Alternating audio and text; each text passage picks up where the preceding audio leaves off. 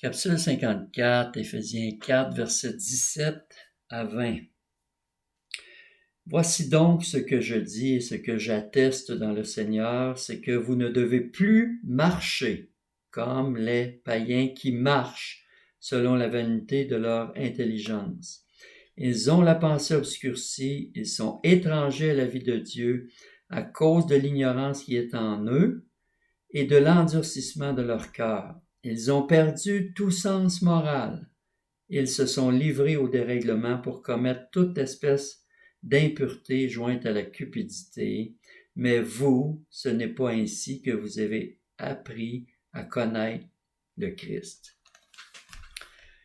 Alors, tout comme la première moitié du chapitre 4 contenait deux parties, deux moitiés, la deuxième moitié, contient elle aussi deux moitiés qui vont du négatif, des versets 17 à 19, au positif qui commence au verset 20, lorsque Paul dit « c'est pas comme ça que vous avez appris à connaître Christ ».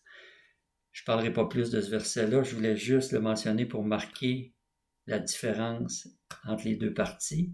Je vais en parler dans la prochaine capsule, mais on voit que il y a deux manières de vivre qui sont illustrées ici, comme ils sont illustrés déjà dans le psaume 1, par exemple, qui dit « Heureux l'homme qui ne marche pas selon le conseil des méchants, qui ne s'arrête pas sur la voie des pécheurs, qui ne s'assied pas en compagnie des moqueurs, mais qui trouve son plaisir dans la loi de l'Éternel, qui la médite jour et nuit. » Ou lorsque Jésus, dans Matthieu 7, 13, dit « Entrez par la porte étroite, car large est la porte, spacieux le chemin qui mène à la perdition. » Il y en a beaucoup qui entrent par là, mais étroite est la porte, resserré le chemin qui mène à la vie, il y en a peu qui les trouvent. Alors on voit qu'il y a vraiment deux façons différentes, deux manières de vivre qui sont incompatibles l'une avec l'autre.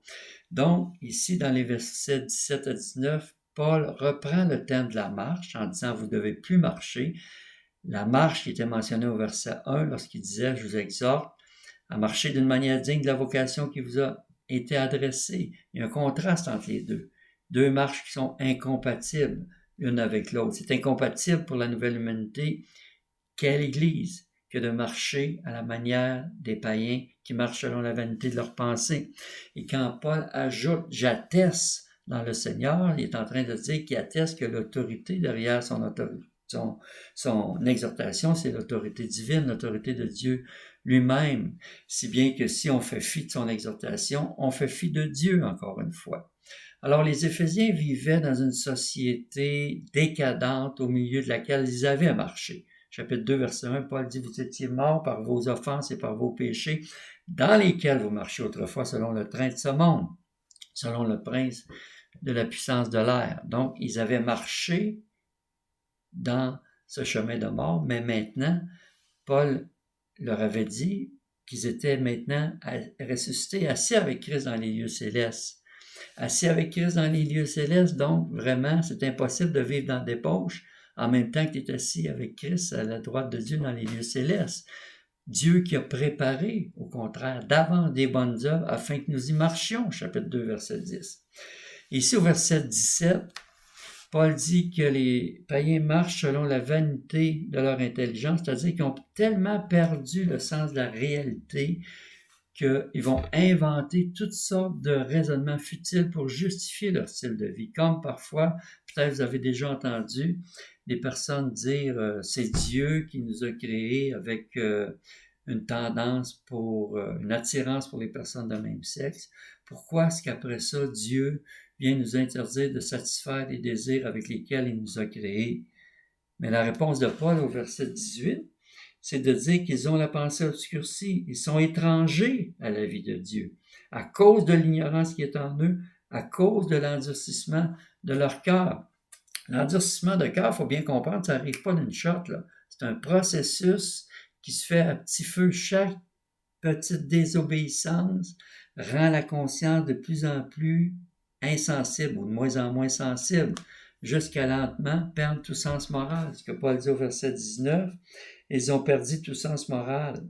Ils se sont livrés au dérèglement pour commettre toute espèce d'impureté, jointe à la cupidité, de sorte que sans douter, dans un processus lent, petit à petit, la personne se suicide en quelque sorte elle-même, puisqu'elle tue sa conscience, elle fait mourir sa conscience, parce qu'à un moment donné, on peut plus l'atteindre, la vérité peut plus l'atteindre, parce que c'est la sorte de monde que Dieu a créé avec une justice morale qui est imbriquée dans la providence.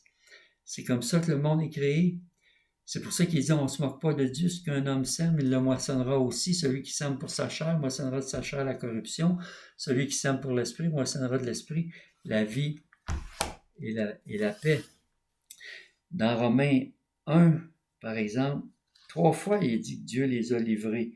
Au verset 24, ça dit, c'est pourquoi Dieu les a livrés à l'impureté selon les convoitises de leur cœur. Au verset 26, ça dit, c'est pourquoi Dieu les a livrés à des passions infâmes. Et au verset 28, comme ils ne se sont pas souciés de connaître Dieu, Dieu les a livrés à leur sens réprouvé. Donc Dieu les a livrés, mais pourquoi? Mais parce qu'ils ne se sont pas souciés de Dieu.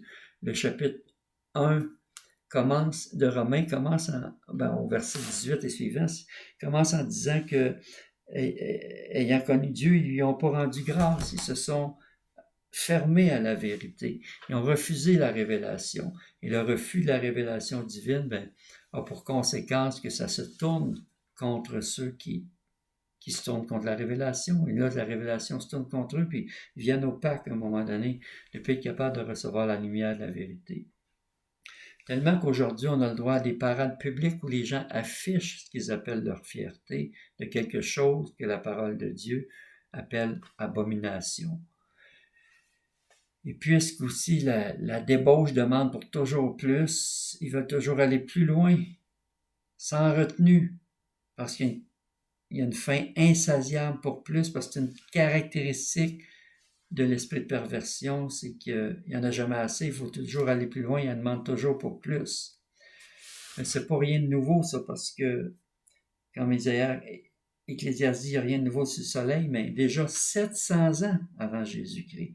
Isaïe a écrit ceci au chapitre 3 de son livre.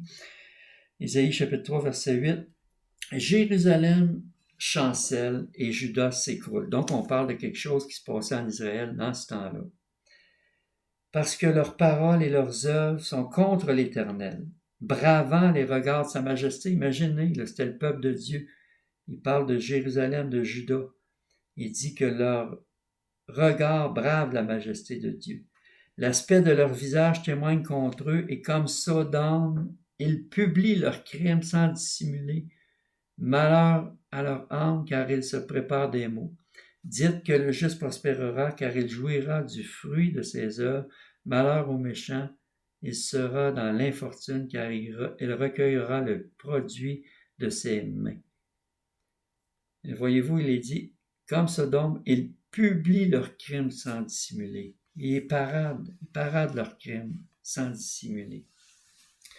Alors la question, c'est de savoir de quel côté on est, parce que le verset 10 et 11 marquent un grand contraste. Lorsqu'Ésaïe dit, au chapitre 3, verset 10, « Dites que le juste prospérera, car il jouira du fruit de ses œuvres. » Ils sont au milieu des mêmes circonstances que le reste du monde. Mais il dit, « Dites que le juste prospérera, car il jouira du fruit de ses œuvres. » En même temps, il dit au verset suivant, « On malheur au méchant, il sera dans l'infortune, car il recueillera le produit de ses mains. » Parce qu'on ne se moque pas de Dieu. Ce qu'un homme sème, il le moissonnera aussi. Celui qui sème pour sa chair moissonnera de sa chair la corruption, et celui qui sème pour l'esprit moissonnera de l'esprit la vie éternelle.